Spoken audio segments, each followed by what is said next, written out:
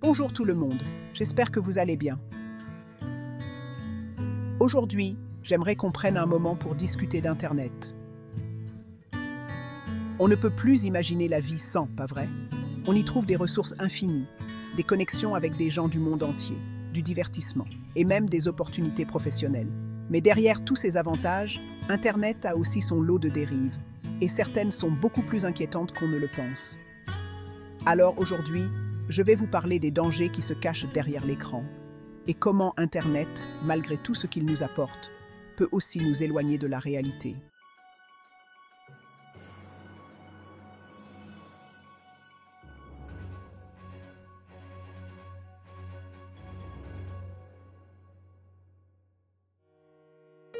L'addiction numérique et ses effets.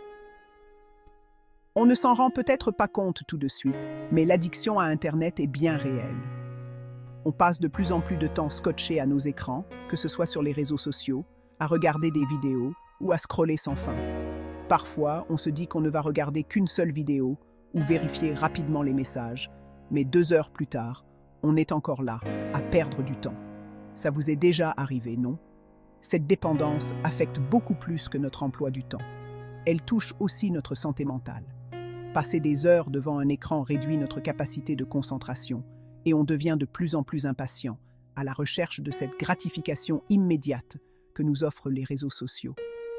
La vie réelle paraît alors moins excitante, plus lente. Et ça, c'est un vrai problème. Parce que plus on est accro à nos écrans, plus on s'éloigne de ce qui est réellement important. Nos relations humaines, nos passions et même notre bien-être. La désinformation et les fake news.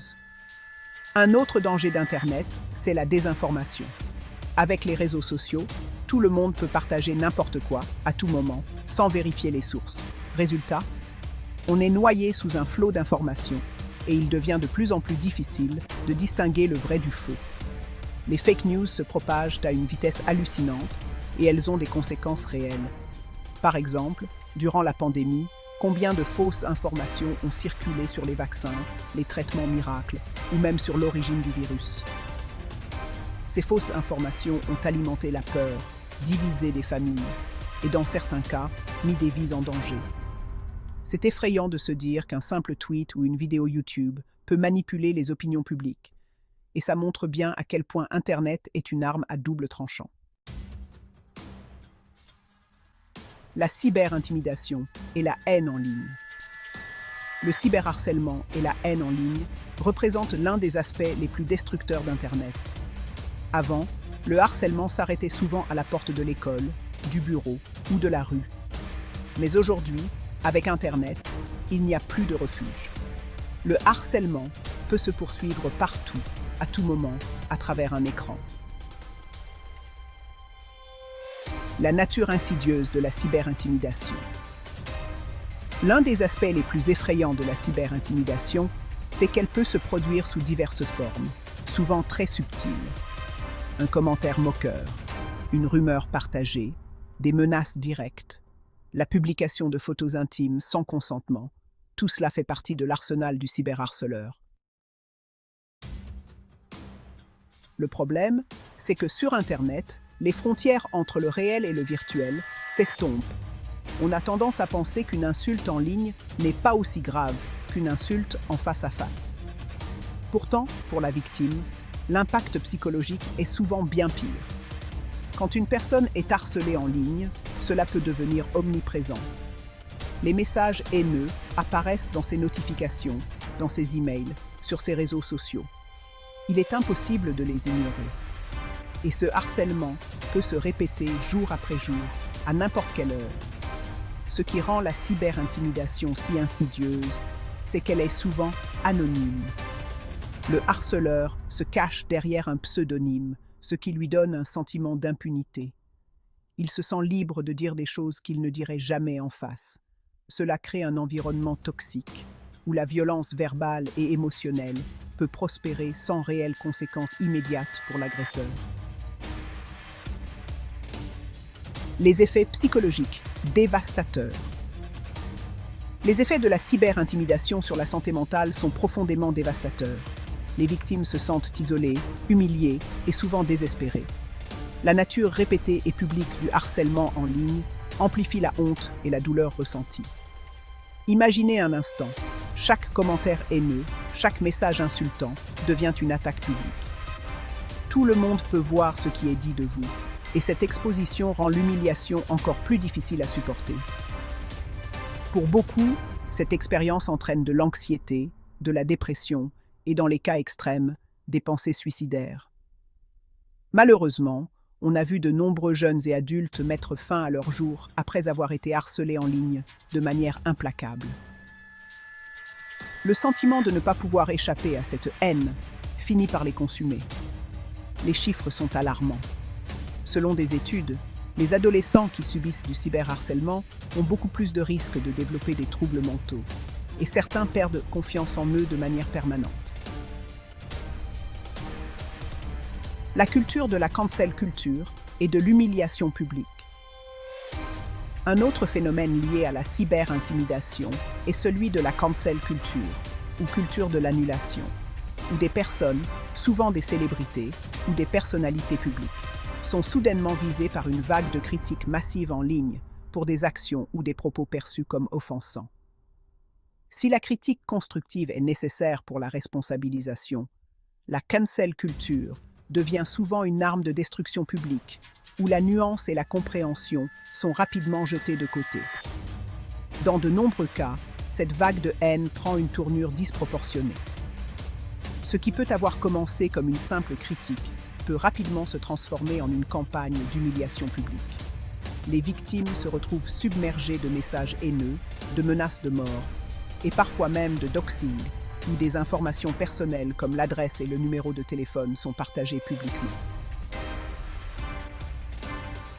L'impact spécifique sur les jeunes et les communautés vulnérables. Les jeunes sont particulièrement vulnérables à la cyber-intimidation. À un âge où l'estime de soi est encore en développement, être pris pour cible en ligne peut être dévastateur. Les adolescents vivent souvent pour la validation de leur père, et être rejeté ou attaqué publiquement peut entraîner une spirale de mal-être profond. Les réseaux sociaux, avec leurs likes et leurs commentaires, deviennent des arènes où la popularité et l'acceptation sont évaluées publiquement. Les communautés marginalisées, que ce soit en raison de la race, de la sexualité, du genre ou du handicap, sont également des cibles fréquentes de la haine en ligne. Le racisme, le sexisme, l'homophobie, la transphobie et d'autres formes de discrimination prospèrent dans l'anonymat et l'absence de régulation stricte des plateformes en ligne. Pour ces groupes, la haine en ligne renforce souvent les discriminations qu'ils subissent déjà dans la vie réelle, créant un fardeau supplémentaire. Que faire face à la cyber-intimidation ? Il n'y a pas de solution unique au problème de la cyber-intimidation, mais il y a des actions que chacun de nous peut entreprendre. D'abord, il est essentiel de ne pas rester silencieux. Si vous voyez quelqu'un être harcelé en ligne, vous avez le pouvoir d'agir. Vous pouvez signaler le contenu aux plateformes, soutenir la victime publiquement ou en privé, et condamner la violence verbale. Il est important de se rappeler que l'indifférence face à la haine permet à celle-ci de prospérer. Ensuite, les plateformes doivent être tenues responsables. Des géants comme Facebook, Twitter et Instagram ont une immense responsabilité dans la gestion de la haine en ligne. Ils disposent de mécanismes de modération, mais ils sont souvent trop lents ou inefficaces. Les entreprises technologiques doivent investir davantage dans la protection de leurs utilisateurs, en mettant en place des algorithmes plus sophistiqués pour détecter et supprimer le contenu haineux. Enfin, il est crucial d'éduquer. L'éducation à la bienveillance numérique doit commencer tôt, dès l'école. Apprendre aux enfants et aux adolescents à utiliser Internet de manière respectueuse et à comprendre les conséquences de leurs actions en ligne est primordial. De même, les victimes de cyberintimidation doivent savoir qu'elles ne sont pas seules et qu'il existe des ressources pour les aider, comme des lignes d'assistance psychologique ou des organismes spécialisés. La surveillance et la perte de la vie privée. Un autre problème majeur avec Internet, c'est la perte de notre vie privée. Chaque clic que nous faisons, chaque recherche que nous lançons, chaque photo que nous publions est traquée. Les géants du web collectent nos données pour créer des profils détaillés de qui nous sommes, ce que nous aimons, ce que nous achetons, et même ce que nous pensons. Et tout cela pour mieux nous cibler avec des publicités personnalisées. Il y a quelques années, ça ne me dérangeait pas trop. Je me disais, bon, ce n'est que des pubs. Mais plus j'y pense, plus je me rends compte que nous avons perdu le contrôle de nos informations. Nous avons confié une partie de nous-mêmes à des entreprises qui les exploitent pour leurs bénéfices. Et ça va encore plus loin, car nos données peuvent aussi être utilisées à des fins politiques ou même vendues aux plus offrants. C'est une perte de contrôle totale de notre vie privée.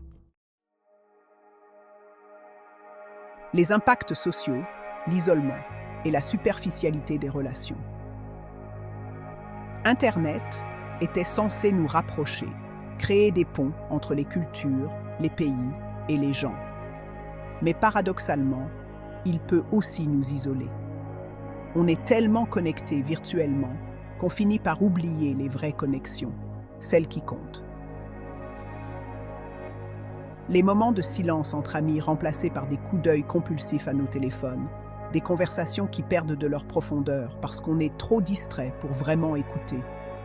Les réseaux sociaux créent aussi cette pression constante d'être toujours parfait, de montrer une vie sans défaut. On se compare sans cesse aux autres, et cela peut devenir toxique. En regardant les profils Instagram ou les stories Snapchat, on a parfois l'impression que tout le monde vit une vie plus heureuse, plus épanouie que la nôtre. Mais en réalité, c'est souvent une façade. Derrière ces photos filtrées et ces vidéos parfaites se cachent des réalités bien plus complexes. Comment mieux utiliser Internet? Alors, qu'est-ce qu'on fait de tout ça? Internet est là pour rester et il nous apporte énormément de choses positives, c'est indéniable. Mais il est important de prendre du recul et de se rappeler que nous devons en être des utilisateurs conscients. On peut commencer par limiter notre temps en ligne, à apprendre à mieux vérifier nos sources avant de partager une information et à être plus attentif à la manière dont nous traitons les autres en ligne. Il est temps de réapprendre à apprécier la vraie vie, à valoriser les moments sans écran, à cultiver des relations sincères et profondes et à protéger notre vie privée. Internet peut être un outil puissant, mais à nous de décider comment l'utiliser pour qu'il nous élève et non qu'il nous détruit. Merci d'avoir pris le temps d'écouter ces réflexions.